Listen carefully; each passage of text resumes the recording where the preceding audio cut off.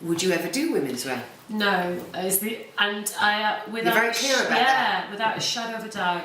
I'm very quite stuck in my ways about certain things. I think, you know, when I chose to take the route that I chose when I left school, I wasn't sure where it was going to end. I was going to end up, and I felt very lucky. Well, I feel very lucky to be doing what I'm doing, and to be given the opportunity I had to take the risk of kind of saying to the tailor at the time, look, I'm going back into education, and thinking, oh my God, is this the right thing to be doing? And then literally going hell for leather whilst I was back in education to make the most of it and take as much as I could from that, which obviously has led to where I am today. To be able, I feel like I have so far to go with the menswear. I have so much more to learn, to give, to develop.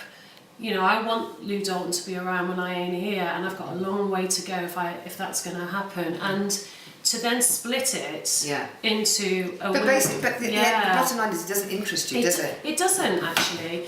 I mean, I love, you know, people like Michael van der Ham, just such a beautiful approach to women's wear, and I wouldn't even know where to begin. I mean, all I would end up doing would be emulating those that already exist, and that's not what it should be about. No. I don't feel it's I have about a your voice. signature, and that's very interesting, because that sort of brings me to the next sort of area I'd like to sort of run through with you. And again, it's because you're one sex designing for another sex. Do you have an imaginary Lou Dalton man? I think that I've always said, you know, I mean, I'm obsessed, and I have been, and it's got kind of better, this rags to riches, like over like bloody, you know, the underdog coming through kind of thing, because, you know, I come from working class stock, so it was a tough time when I was growing up, and, you know, and we never had it handed on a plate, we had to work for it. So someone like Heathcliff from Wuthering Heights has always been, you know, just this raw, passionate male, you know, rugged hard, male. on one, determined, you know, and but then, you know, like most of the men in my life, and especially, you know, Justin, my partner, who is very forthright, very opinionated, but in a very soft approach, and is very strong-willed. Anyone very like male. that, very male. Yeah. You know, I don't like the sexist bullshit type male, because there ain't room for it anymore. You know, I think anyone that can. It's very interesting that you've described your partner, because in a funny way you say he's modern and forthright, but yet not in an aggressive way. And that's actually very, very male. It's what we've sort of lost the sexes, I think, a little bit. I agree. And I think men don't know how to behave like men. If they're straight, they feel that they know they can't be angry and aggressive. But yet, how do you be a male?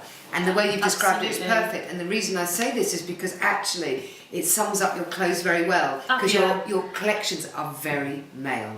I think that's what's become really quite, I think, the feedback we've had, and it's, you know, it's something that we have been noted for, and it's really interesting, especially, you know, I have a very tight, close group of friends that I rely on, as I said, that, you know, are very particular, especially when it's the men in my life, that are very particular about what they like and what they don't like, and are very vocal with that, but not in an aggressive way. They get their point across, and that's what I like about the clothes, because I do feel like there's a voice behind Lou Dalton. I do feel like we've got a point of difference and a story to tell.